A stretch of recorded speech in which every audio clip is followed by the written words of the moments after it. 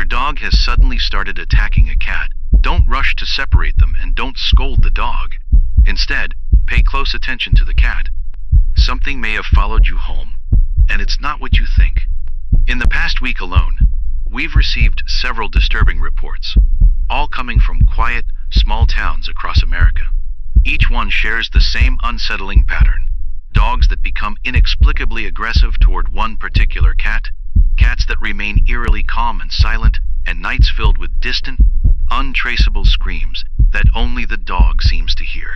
If your dog appears to hate your cat, you might not be the one it's trying to protect. Most people assume dogs and cats are just natural enemies, territorial, jealous, protective. But when a dog suddenly targets a single cat and refuses to back down, it's not acting out of instinct. It's reacting out of fear. And the truth behind that fear is far more disturbing than anyone realizes. A growing number of families across the country have adopted cats that seem to come from nowhere, found on roadsides, near forests, or huddled beside dumpsters. These cats don't blink, don't purr, don't eat. And somehow, only the family dog knows which one isn't real. It's known as the cat caloric mimic, a shapeshifter, a kind of skinwalker that takes the form of a cat. It moves from neighborhood to neighborhood, choosing places with pets because real animals help it blend in. But dogs can sense the truth. They don't see it entirely, just fragments. Limbs too long, shadows that flicker unnaturally, and a voice that imitates a meow but stretches like a broken cassette tape. The cat caller doesn't attack right away. It waits until the house falls asleep. Then, it begins its ritual, scratching behind closed doors, meowing beneath the bed, clawing from inside the walls.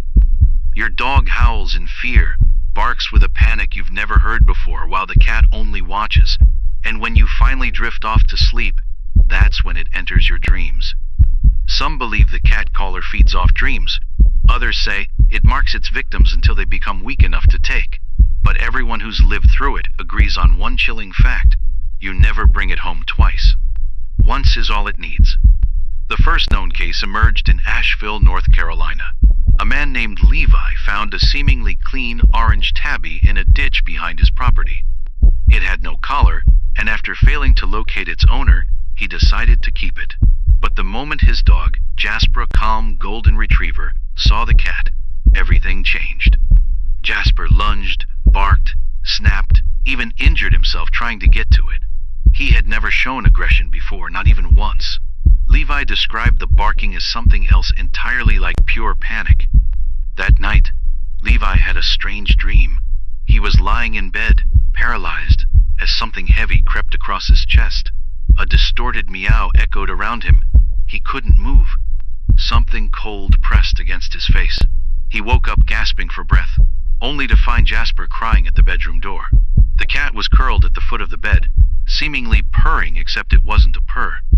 Levi said it sounded like a low, humming static from an old radio. Over the next 2 nights, the dreams worsened.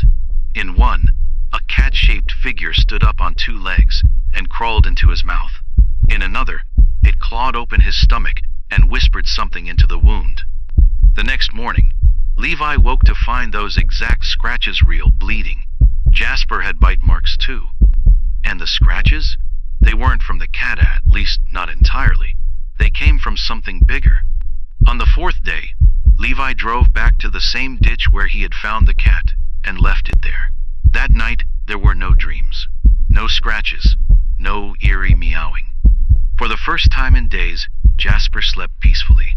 Levi filed a report, but it was quietly labeled an unsubstantiated animal event and promptly closed. He never brought another pet home again. The second case occurred in Boise, Idaho. Adrian Cross's son had brought home a cat after a hiking trip. He claimed it had followed them for miles, too clean to be feral, too quiet to feel natural.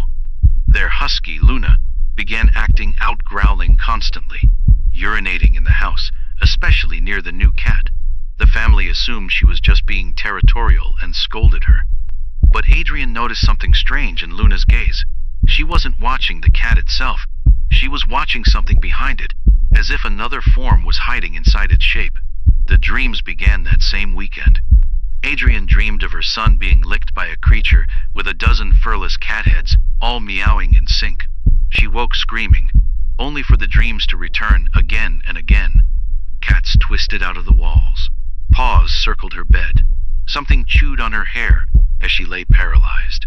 Luna refused to enter her son's room. She barked at the door, clawed at invisible shapes, whimpered at things no one else could see. On the fifth day, Adrian's son collapsed, his chest covered in fresh claw marks. No one saw how it happened. The cat was just sitting there, calmly, on the boy's bed. That same day, Adrian drove 20 miles back into the mountains and hurled the cat into a deep ravine. The dream stopped. Her son slowly recovered. Luna wagged her tail again. They moved out of state 2 months later and have never owned another pet. The third incident took place in Bakersfield, California. Martin, who worked night shifts, was walking home when he heard a cat crying beneath a parked truck. He coaxed it out and took it with him. The moment he stepped through the door, his pit bull, Gage, launched at the cat, trying to tear it apart. Martin panicked and locked Gage outside.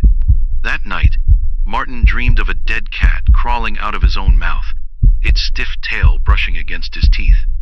Each night after that, while Gage barked endlessly in the yard, Martin began sleepwalking.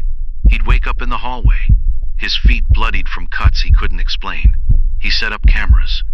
The footage showed him standing in front of the fridge, head tilted at an unnatural angle, meowing for hours. The worst dream came when the cat caller spoke to him through the cat's body in a woman's voice, soft and chilling. Martin awoke with deep bite marks on his arm. The cat was gone. He buried it beneath the same truck he had found it under. That night was silent. Gage licked Martin's hand. The wounds eventually healed, but Martin still keeps the footage. He doesn't remember recording any of it. When we requested a copy, we learned no authority ever followed up. The case remains unresolved. So if your dog begins attacking a single cat, especially one you recently took in, do not intervene. That cat may not be a cat at all. Separate them immediately. Lock yourself and your dog in a secure room. Do not sleep near the cat. Do not dream near the cat. The cat caller waits for silence.